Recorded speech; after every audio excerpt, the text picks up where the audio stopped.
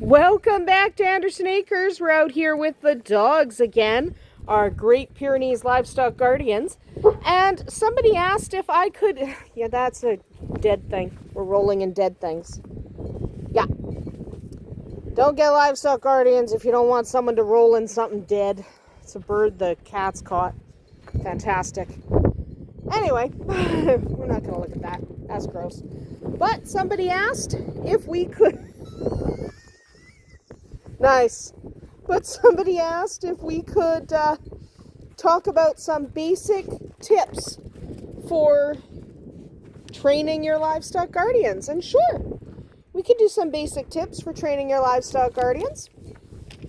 I'm not going to talk about actual training. I'm going to talk about you and how you need to present yourself to your livestock guardians. And I'm going to break this into two parts simply because I don't want to make a very long video. It's actually really windy and blustery out here. It's not that much fun. So, short video. My first tip, I think I'll probably do 8 or 10 tips, but my first tip is definitely you want to be patient. Remember that livestock guardian breeds were bred to do what they do in their own time. They may take 10 to 15 seconds or even longer to follow a command. That's just the way they are. They're intelligent, independent, and they need to think about what you requested of them before they actually do it. Okay? Don't repeat over and over again. Don't go sit, sit, sit, sit, sit, sit, sit, sit, sit. I know, I'm being nuts. You just go tequila, tequila, sit. Good girl. See, they respond much better if you just are calm and positive and patient. So be incredibly patient with your livestock guardians. Wait for them to follow your commands, see if they even understand what you asked, and go back and do things over again if you need to. My second tip will be to be confident. Livestock guardians are going to challenge you. 100% going to challenge you. Okay? They are bred to do a job without you. They are bred to not really need you. So in order to get their respect, in order to get them to do what you're asking them to do, you need to be an asset to them. Okay? They're making sure whiskey's okay. You need to be an asset. You need to make sure you are helpful, not a weakness. So you need to be confident. You need to be brave like they are. If you're a weakness, they're going to ignore you because you're not helpful. So you need to make sure that you are helpful, not hurtful to what they're trying to do. If you are helpful, if you are an asset, they are far, far more likely to do what you ask them to do.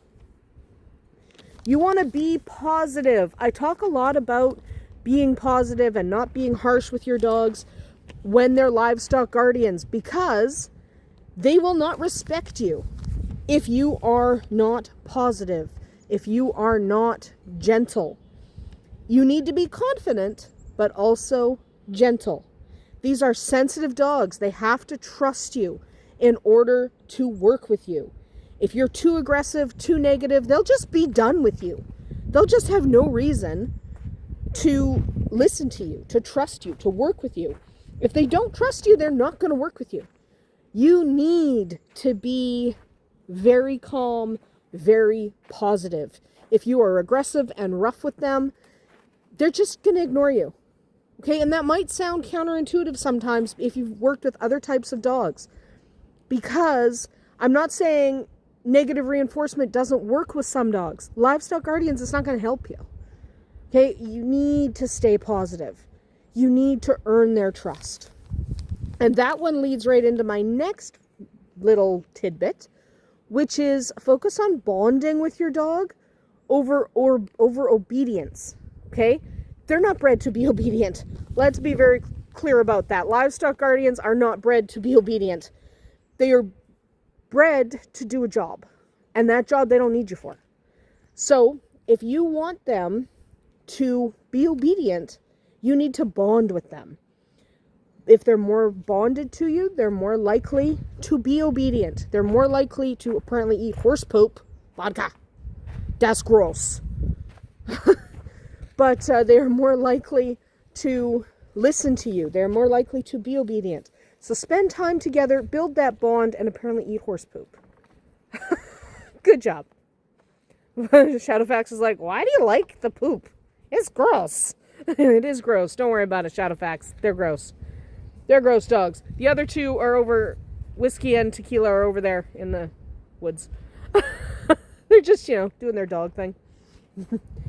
So you definitely want to focus on building that bond instead of just trying to get them to do what you want them to do. They're smart dogs. They know what you want. They're only going to do it if they think you're worth anything. And they're not going to think you're worth anything if they're not bonded to you. So focus on that. Focus on the bonding. And my final tip of this video, we will come back next week and do a few more. But my final tip of this video is going to be, don't lose your sense of humor. Okay?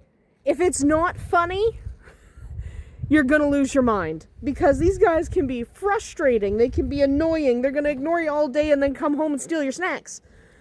It's really, really frustrating sometimes. And if you don't think it's funny, you're going to lose your mind. So definitely keep your sense of humor about you when dealing with these dogs. It will happen eventually. They will work out if you give them some time, if you give them some space, if you focus on bonding with them and on getting them used to your animals and bonding them to the animals and to you and to the rest of your family. Their instincts will take over. It's just a long, frustrating journey. So if you don't think that frustrating journey is funny, then it's going to be a long and frustrating journey. Anyway, it is actually getting really kind of windy and blustery, and even though we're protected here, it's still pretty cold. Tequila's going all the way around this way. I think she's going to pop out on this side, right, Tequila? You're going to come out over here? No? Tequila, come this way. I want to film you coming out. Yay, good girl! They are good dogs. See, they do learn to listen. All you have to do is be a little bit patient. Anyway, that is about it for us here today at Andersen Acres. Tune in next week where I will continue talking about a few very basic tips for dealing with your livestock guardians as you try to integrate them into your farm. We'll see you tomorrow.